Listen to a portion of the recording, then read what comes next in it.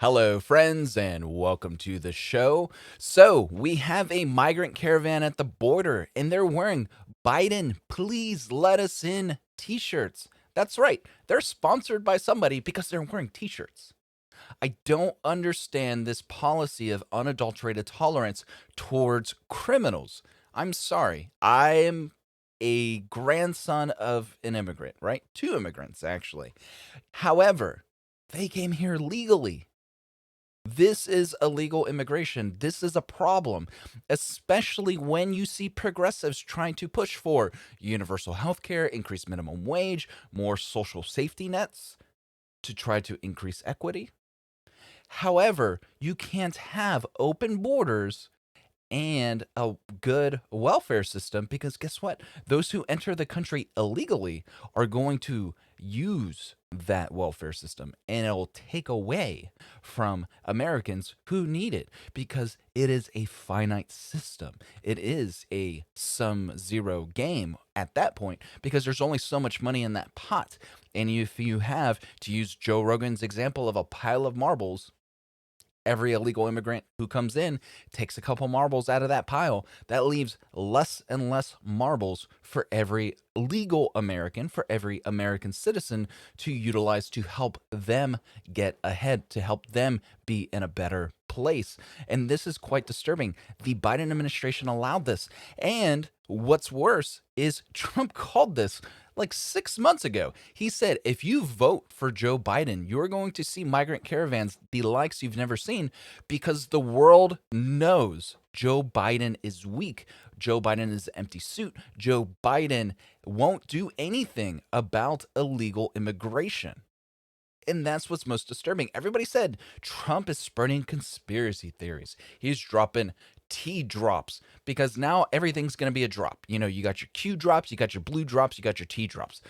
But Trump was right on this. Trump said you will see illegal immigration spike to a level you've never seen before because they know Joe Biden is weak. And even one of his surrogates came out and said, "You know what? We're not ready for all these illegal immigrants right now. We're not telling you not to come.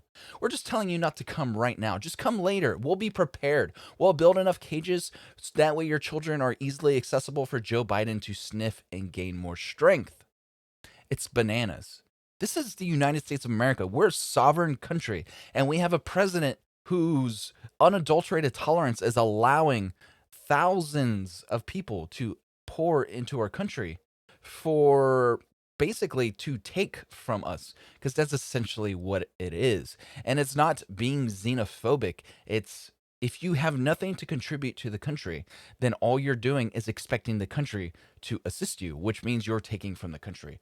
It's a pretty logical argument. It's not being racist or xenophobic or anti immigration. No, I'm all for immigration. My wife is from Mexico. My wife did it the right way. My wife went to college here in the United States, and then we met, and then we got her visa changed over once she became my spouse.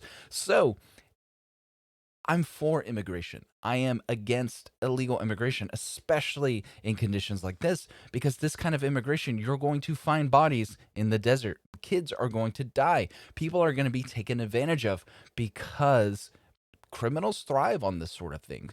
Human traffickers thrive on this. Coyotes thrive on behavior like this.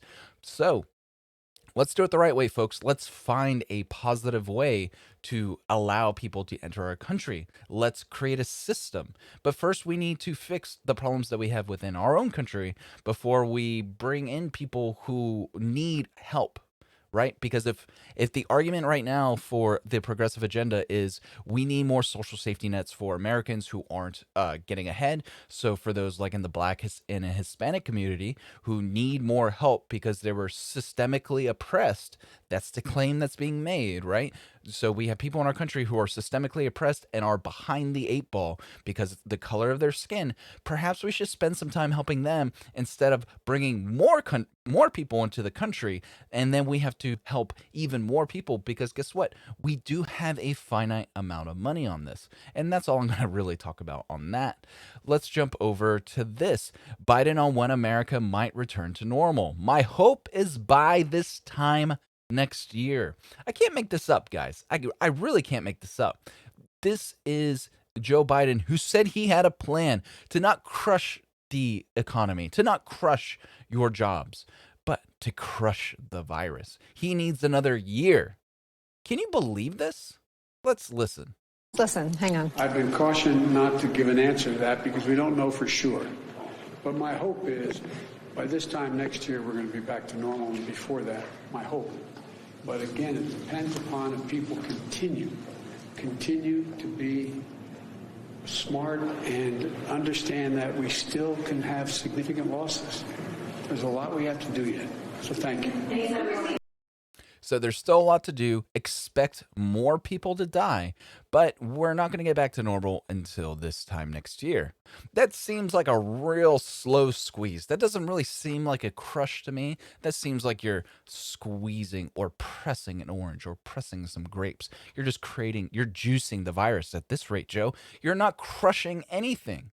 And it's getting real old real quick. Now you have basically conservative states going, you know what? Enough is enough. No more lockdown. We're tired of hamstringing our residents, hamstringing our businesses. We're going to allow this motor to run at a full gallop once again. And basically, Joe Biden didn't like it. He's like, these Neanderthal policies are not going to go. Well, it's not a Neanderthal policy. And guess what? You have grocery store chains like Kroger and pharmacies and all that saying, if you want to enter our business, you need to wear a mask. Now, we're going to see if people can act reasonable and won't make a scene when they're told to wear a mask to enter that business. But that's the way it should have been done to begin with. You shouldn't be forced to wear a mask when you don't want to wear a mask. However, if you enter a private business, if you enter someone's home and they say, can you please wear a mask? Guess what? You're obligated to wear a mask because they're providing you a service or that's their property. That's the way America rolls. However, once the government goes in and says you shall force people to wear a mask while they're inside your property, that's no different than those weird anti-sodomy laws that Texas tried passing to try to ban homosexual relationships in the state of Texas. It doesn't make any sense. It won't fly, and it's only there to take away freedoms from American citizens. And it's just crazy. It's not a Neanderthal policy. We need to get back to normal. The country can't survive another year of this BS. And unfortunately, I think once we start going back to normal, inflation's going to hit because people are going to start spending money again. Right now, people aren't spending money, so inflation hasn't really took root, even though the M1 money supply has skyrocketed in the past year. But we're going to see what happens. I'm divesting into basically things not backed by the US dollar right now. So I'm not a financial advisor or anything, but I'm basically putting some money into the Chilean peso. I'm putting some money into cryptocurrency. I'm putting some money into basically worldwide financial assets. That way, if the dollar tanks, hopefully I'll have enough money to pay my mortgage at the end of the day. Let's jump over to Cernovich.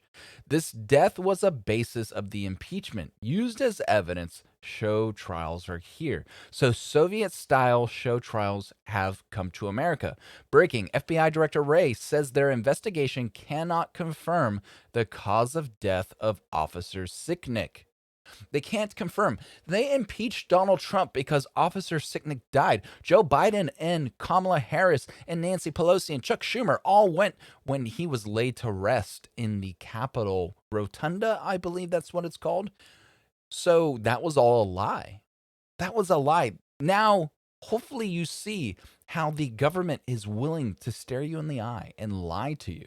They did this when we went to war in Iraq. They're doing this again as they're going to war against American citizens. They want to call 49% of the country domestic terrorists simply because they don't believe in the woke ideology.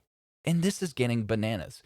They had a show trial for weeks of Donald Trump for nothing. So they lied about how Officer Sicknick died. They lied about what led up to the Capitol riots. They lied and fabricated evidence surrounding the Capitol riots. So it was exactly what they do in North Korea or Russia or China.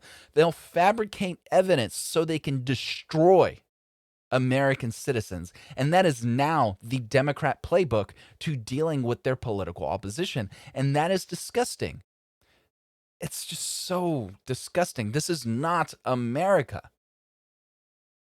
I can't believe this is happening.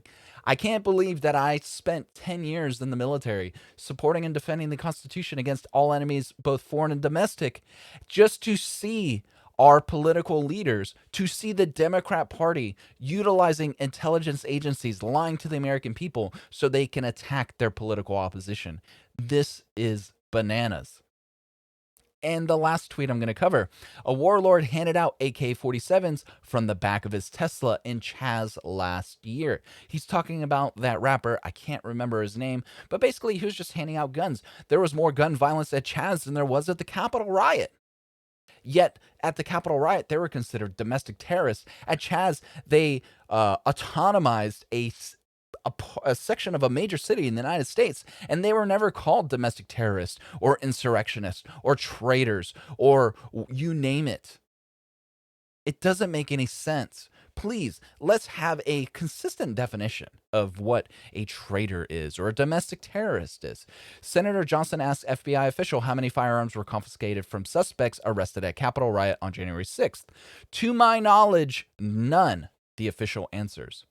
So, where was this armed insurrection that had occurred at the Capitol on January 6th? Where was I understand domestic terrorism as violence to change political policies, but that argument could be said that 2020 was nothing but domestic terrorism.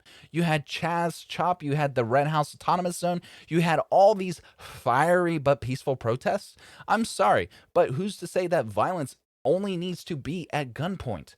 You burning down a building is still an act of violence. You capturing 6 or 9 city blocks, that's an act of violence. They shot people trying to enter Chaz/Chop. I don't know what it was called at the end because it had so many names. They no longer wanted to be called an autonomous zone because they still wanted to receive federal aid because a lot of the people there didn't have jobs and they, wanted their cheese from the government. But this is bananas on so many levels. These last 2 tweets, that they found no weapons and they don't know how Sicknick died, they're using these. They're saying armed insurrectionists killed Officer Sicknick. That's what has been said for 2 months. And they're using that as a cudgel to beat conservatives over the head, basically saying, you guys said you support the blue, yet you killed Officer Sicknick. Well, it turns out that they didn't. There's no cause of death. They can't confirm the cause of death of Officer Sicknick. So how did he die? Why were you lying if you knew this was the case? Because you probably would have known within a week or 2. Before he was even laid to rest at the Capitol building. You knew the cause of death. Yet you refused to tell the American people. You had your show trial of Donald Trump. You used that to beat conservatives over the head. You're using that as a talking point to say we need to have a mass security state so we can spy on conservatives throughout the country because they could be domestic terrorists. No, you can't. Because again, this is America. We will not tolerate this sort of behavior from our political leaders. You only serve in your position for as long as we, the people, permit for you to serve in that capacity. Don't get this mixed up. You don't rule over us. We rule over you. There are many of us for very few of you. And there's a reason why the U.S. has never been stormed. There is more guns in this country than there are people. That's why you will never see a military occupation in the United States for as long as people have their weapons. Again, this is not a call to violence. However, things will get real the more and more these politicians try to remove the rights away from their citizens because they serve on our behalf. I've said this many times. Government officials serve on the behalf of the American citizen. It's not the other way It's not the other way around. I don't serve Ted Cruz. Ted Cruz serves me. And that's the way it is. And they need to remember that because as soon as they try going into my home and dictating what happens inside my home, we're going to have a problem. And I know there's plenty other veterans, plenty other Americans who believe the same thing, because guess what? I've basically shed too much blood, sweat, and tears throughout the years to deal with this nonsense. I don't live in Russia. I live in America. And God, this is slippery. This is slippery what's happening. We need to hold people accountable for having lied to the American people for 2 months straight.